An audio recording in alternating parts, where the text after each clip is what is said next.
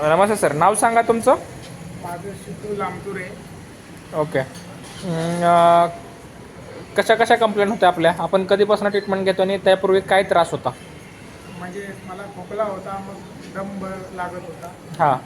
तिथं मी मोबाईलवरनं बघितलं तुमचं हॉस्पिटल. नाही, खोकला दम लागत होता. मग त्यानंतर तुम्ही तपासलं तर तुमच्या किडनीच्या रिपोर्टमध्ये हां, क्रिएटिन वाढलेलं आलं.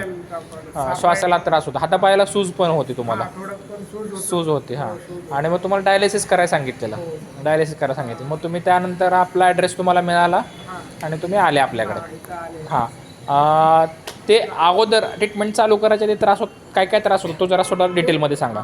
जेवण जात नव्हतं. जेवण जात नव्हतं. सगळं पाठीत दुखायचा. हां. एकदम वीक होतो मी. हां. इथं आल्यापासून मला फरक पडत. बरं, तुम्ही आमच्याकडे आला साधारण कधीपासून आपण ट्रीटमेंट चालू केली? 8 महिने. 8 महिने झाले. बरं, त्यावेळेस तुम्हाला डायलिसिस सांगितलेलं. आपण डायलिसिस केलं नाही आहे आणि आपण डायरेक्ट मेडिसिन चालू केली. बरं, त्यावेळेस क्रिएटिन किती होतं तुमचं सुरुवातीला? 6.1 होतं आणि तुम्हाला डायलिसिस सजेस्ट केलं होतं. आपण डायरेक्ट औषधं चालू केली. आता 8 महिने तुम्ही औषधं घेताय.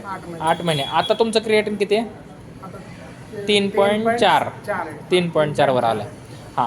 आपण डायलिसिस केलेलं नाही, पूर्णपणे आयुर्वेदिक औषध चालू आहेत. ॲलोपॅथीमधलं फक्त बीपीचं औषध चालू आहे. एकच गोळी चालू. बीपीची फक्त गोळी चालू आहे, बाकी कुठलीही औषध नाही. आता आता पायाला कुठं सूज आहे का? जेवण व्यवस्थित जात आहे का? तुम्ही तुमचं काम करताय का व्यवस्थित? हां. त्यांनी त्यांच्या कंप्लेंटमुळे काम पण सोडलेलं मध्यंतरी. घरी होते 6 महिने. आता त्यांनी त्यांचं मागच्या 2 महिन्यापासून काम पण चालू केलेलं. ह्यांच्या स्किनमध्ये किती, मॅडम तुम्ही सांगा, स्किनमध्ये ह्यांच्या किती फरक पडला? आधी काळवंडलेला स्किन होता, आता तुम्हाला ग्लो दिसतोय स्किनमध्ये, दिसतोय का? मग मी म्हणण्यापेक्षा तुम्ही सांगा. ग्लो दिसतोय. आता जेवण वगैरे व्यवस्थित जाते, तुमचं काम चालू आहे आणि आता पोट साफ होणं वगैरे बाकी सगळ्या गोष्टी म्हणून काही प्रॉब्लेमच आता सध्या मला वाटत नाही की मी आजारी आहे म्हणून. आजारी वाटत. आता मी माझं सगळं एकदम रेग्युलर चालू आहे माझं. सगळं चालू आहे. आता आपण काही दिवसात त्यांची पथ्य आणि औषधं पण बंद करणार आहोत आणि सोबत पथ्य मात्र थोडे दिवस आपल्याला पाळावे लागणार आणि त्यासोबत आपल्याला मॉनिटरिंग करायचं, म्हणजे रिपोर्ट चेक करत राहायचं आहे. खाण्यापिण्याच्या गोष्टीला आपल्याला बिघडू द्यायचं नाही. पथ्य जरा स्ट्रिक्टली पाळणं पथ्यावरच सगळं जास्त महत्त्वाचं. आता महत्त्वाची गोष्ट आहे, तुमच्यासारखे किडनीचे पेशंट आहेत, तर त्यांना तुम्ही काय सांगाल आमच्या ट्रीटमेंटबद्दल? नाही, चांगलं आहे ट्रीटमेंट. सरांचं ट्रीटमेंट चांगलं आहे, तसं काही हे नाही आहे.